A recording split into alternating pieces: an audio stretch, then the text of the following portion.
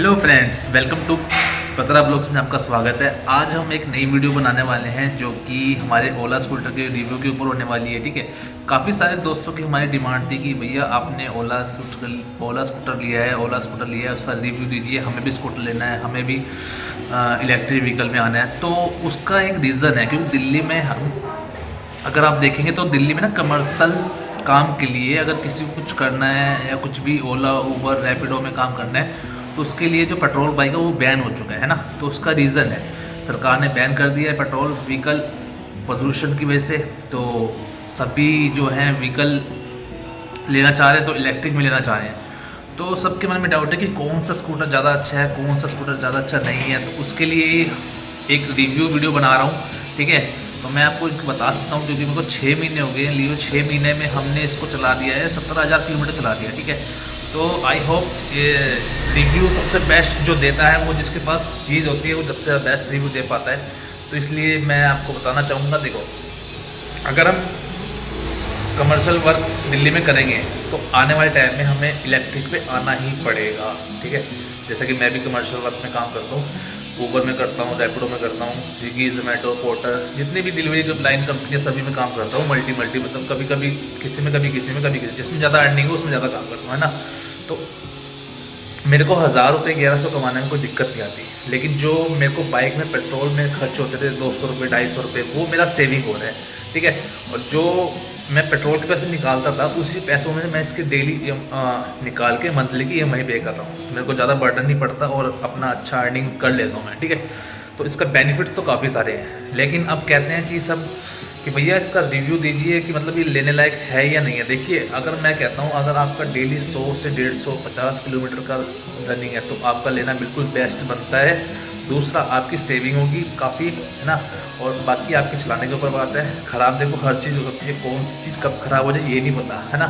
लेकिन अब कहते हैं कि सब कि इसकी सर्विस बहुत बेकार है, सर्विस सेंटर इसके सुनते नहीं है। देखो उसके लिए ना कंप्लेंट दर्ज करवानी पड़ती है आपको ऑनलाइन। जब भी आपके स्कूटर में कुछ इशू होता है उसका सोल्यूशन वही करते हैं लोग। तो उसका सोल्यूशन जब वो करेंगे तो उसमें डेट आपको फिक्स मिल जाएगी। तो जिस डेट को फिक्स मिलेगी उसमें आपका स्कूटर आपको ठीक करके दिया जाएगा, है ना।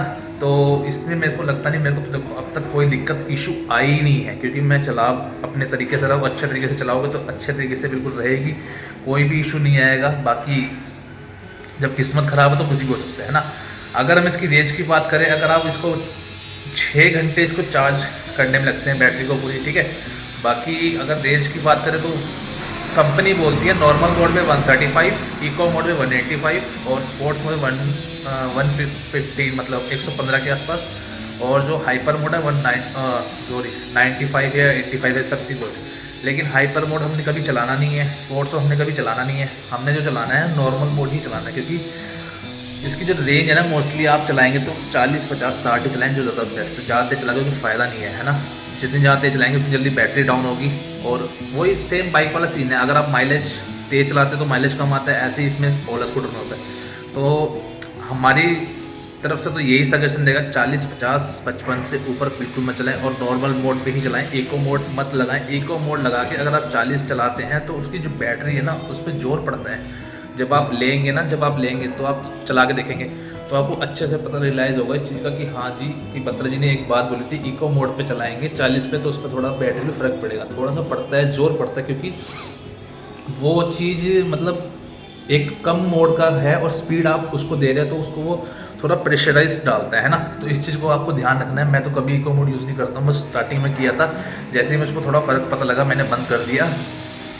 ठीक है, मैंने रेंज आपको चारों बता दी है और डिस्क ब्रेक है, इसमें ब्रेक में कोई इशू नहीं है। बाकी कई कस्टमर की कंप्लेंट मैंने देखी है, रिव्यू पढ़े हैं कि भैया इसका ब्रेक पैड बड़ी जल्दी ख़राब होता है। तो भैया ब्रेक पैड का ऐसा सीन है, देखो इसका जो आगे वाला ब्रेक है ना वो पैड वो जल्दी ख़राब होता है, वो भी बारिश या पानी गिरने से जल्दी ख़राब होता है। अदरवाइज़ तो वो कोई दिक्कत नहीं आती। मैं 10,000 चला दिया, पीछे वाला ब्रेक पैड मैंने 17,000 किलोमीटर चला दिया, अब तक एक बार ही नहीं चेंज नहीं कराया। आगे का मैं 2 बार चेंज करा चुका हूँ 17,000 किलोमीटर में। 17,000 किलोमीटर में मैंने एक बार पैसे दिए, एक बार मेरा फ्री में हुआ था क्योंकि जो पहला वाला ब्रेक पैड था वो मेरे सिर्फ 1000 किलोमीटर चलने से पहले ही ख़राब हो गया था। क्योंकि जब मैंने तभी लेते ही मेरे बारिशें स्टार्ट हो गई थी, बारिशों की वजह से ये दिक्कत फेस करनी पड़ती है। बाकी तो इसमें कोई दिक्कत नहीं है, आप ले सकते हैं। तो इसमें आपको काफ़ी सारे ऑप्शंस मिल जाएंगे, है ना। एथर है, ऑप्टिमा है, ओकाया है, बजाज है, iQube है, टीवीएस, और भी काफ़ी सारे ऐसे हैं जो हमने देखे भी नहीं होते। तो जिनको कम रेंज में चाहिए ना, और लो बजट में कम रेंज में, मतलब जिसकी रनिंग कम है, मतलब 20-30-40 जली का, तो लो रेंज के भी ले सकते हैं। ऐसा नहीं कि वो लो रेंज के नहीं ले सकते, लो रेंज के भी ले सकते हैं। लेकिन सबसे अगर बेस्ट क्वालिटी की हम बात करें तो मेरे को तो अभी तक देखो जो बेस्ट लगा है इस समय, नंबर 1 आप मार्केट में देखें तो नंबर 1 इस समय ओला ही चल रहा है। ओला ही सेल सबसे ऊपर है, ओला ही सबसे ऊपर प्रोवाइड कर, और ओला के ही सर्विस सेंटर सबसे ज़्यादा खुले भी हुए हैं। ऐसा नहीं कि सर्विस सेंटर नहीं खुले, सभी शहरों में नहीं पहुंच पाया अभी तक, लेकिन कई जगह पहुंच चुका है ना। तो ओला इज़ बेस्ट है। बाकी तो सब लोगों को मैं ये सलाह दूंगा, एक बार स्टोर विजिट करिए, जिसको भी मन है लेने का। देखो अगर कमर्शियल वर्क आप दिल्ली में करना चाह रहे हैं तो आपको इलेक्ट्रिक लेना ही पड़ेगा, ये तो पक्का हो चुका है, ठीक है। जैसे मैं करता हूँ ऐसे आप लोग भी करते होंगे कई लोग, क्योंकि मेन चीज़ ये है ना कि अगर आप 100-150 किलोमीटर चला रहे हैं और आपको रनिंग मिल रही है और आपका सेविंग हो रहा है पेट्रोल, इलेक्ट्रिक से बेस्ट तो ऑप्शन क्या ही होगा, है ना। बाकी तो आपको मैं सलाह दूंगा जब आप वहाँ जाएंगे स्टोर पे, इसकी टेस्ट ड्राइव लीजिए। इसकी जो एक कंप्लेंट और थी मैं बता देता हूँ, क्योंकि देखो मैं झूठ तो बिल्कुल नहीं बोलूँगा इस रिव्यू में।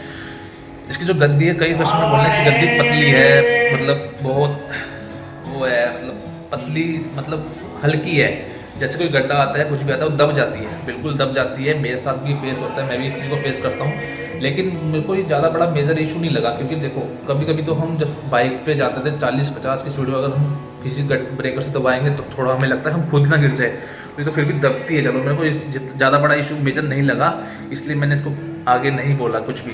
मैंने कहा ठीक है, ओके है, क्योंकि मैं जब ब्रेकर आता है कुछ भी आता है 20-30-10 की स्पीड से, आप 5 की स्पीड से उसको क्रॉस करेंगे ना, अब 50-60 थोड़ी क्रॉस कर जाते थे, 40-50 की स्पीड में अगर हम किसी ब्रेकर से दबाएंगे तो थोड़ा हमें लगता है हम खुद ना गिर जाए, तो फिर भी दबती है। चलो मेरे को ज़्यादा बड़ा इशू मेजर नहीं लगा, इसलिए मैंने इसको आगे नहीं बोला कुछ भी। मैंने कहा ठीक है, ओके है, क्योंकि मैं जब ब्रेकर आता है कुछ भी आता है 20-30-10 की स्पीड से, आप 5 की स्पीड से उसको क्रॉस करेंगे ना, अब 50-60 थोड़ी क्रॉस करेंगे, 50-60 क्रॉस करेंगे तो फिर तो आप बाइक से भी नीचे गिर सकते हो, तो ये चीज़ है। तो बाकी अगर आपको लगता है कि होना चाहिए ठीक, तो आई होप इसका जो अब नया मॉडल आया S1 Pro Gen 1 ऐसी कुछ समथिंग है, वो 195 रेंज प्रोवाइड कर रहे हैं। तो उसको मुझे लगता है कि उसमें जो जितनी कमियां इसमें थी उसमें सारी कमियां दूर हो चुकी होंगी, क्योंकि इसका सिंगल सस्पेंशन था आगे जो पहिए पे लगा हुआ है, उसमें जो आ रहा है नया मॉडल उसमें डबल सस्पेंशन है ना, और जो हमारे फुट रेट है वो इसका जो थोड़ा प्लेन नहीं है, उसको बिल्कुल प्लेन है ना। और बैक स्पोर्ट के लिए उसमें कैडल दे रखा है, इसमें वो भी नहीं है S1 Pro में। तो जो नया मॉडल आया बिल्कुल अपडेट हो गया है, तो उसको आप देख सकते हो, ट्राई करके ले सकते हो, बिल्कुल जा सकते हो। बाकी इसमें कोई इशू नहीं है, ना कोई दिक्कत है। और कुछ अगर आपको लगता है कि हमें पूछना है या जानना है तो आप मेरे से पूछ सकते हो, कमेंट कर देना वीडियो में, क्योंकि काफ़ी सारे सवाल जवाब रहते हैं मन में जो हम नहीं बता पाते, तो बाद में ख्याल में आते हैं। तो भैया इसकी रेंज कितनी है भैया, अब देखो, अब मेन बात सबसे लास्ट बात करते हैं प्राइस की। जब ये मैंने ली थी तो इसका रेट था 155, ठीक है।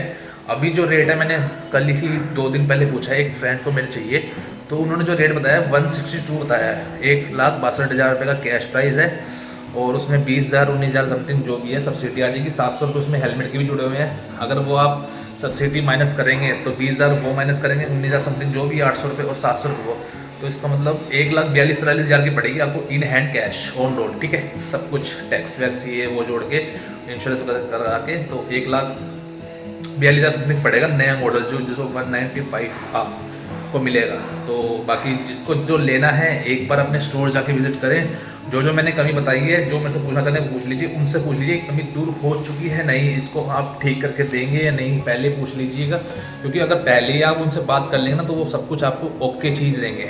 बाकी तो चलाने में कोई दिक्कत नहीं है, बिल्कुल कंफर्टेबल है, मेरे को कंफर्टेबल लगेगी, आपको कैसी लगेगी ये जो आपको ही पता लगेगा ना चलाएँगे जब आप। तो इतना ही कहूँगा, बाकी तो इसमें कोई इशू नहीं है। अभी फ़िलहाल मैंने 6 महीने 17,000 किलोमीटर चला चुकी है, एक बार भी मेरे को ऐसा नहीं लगा कि मैं बंद होगी या कुछ हो गया। बाकी तो हैंग, देखो इसकी जो स्क्रीन है ना कभी कभी हैंग हो जाती है, तो उसको आप रीस्टार्ट करें अपने आप ठीक हो जाता है, कभी इशू नहीं है। कभी कभी ऐसा लगता है ना कि चलते चलते आपको वो लिखाता है नो डिस्प्ले, बिल्कुल डिस्प्ले प्लेन हो जाती है, तो भी वो कुछ नहीं, इशू नहीं है, आपकी स्कूटी चलती रहेगी, बंद नहीं होगी, और आप उसको दोबारा रोक के फिर रिस्टार्ट करके चला सकते हैं। बाकी कुछ सवाल जवाब अगर आपको लगता है कि रह गए हैं, आपने नहीं बताया मेरे को इसके बारे में, मेन जानना है कितनी रेंज चल रही है, क्या रेंज पड़ रही है। जो कुछ भी आपको और कुछ मन में डाउट है तो मेरे से कमेंट करके पूछ लेना। तो अभी के लिए इतना ही, मिलते हैं नेक्स्ट वीडियो में। Tata bye. हाँ, चैनल लाइक और शेयर जरूर कर देना, क्योंकि अब आगे आपको जो वीडियोस में मिला करेंगे वो मेरे काम से रिलेटेड, जो भी मैं काम करता हूँ, वर्क करता हूँ, कितनी अर्निंग करता हूँ, क्या करता हूँ, ओला से क्या करता हूँ, कितना कमाता हूँ, सब कुछ इस वीडियो में मिला करेगा, इस चैनल पे मिला करेगा। तो चैनल को लाइक जरूर कर लेना, शेयर जरूर कर देना।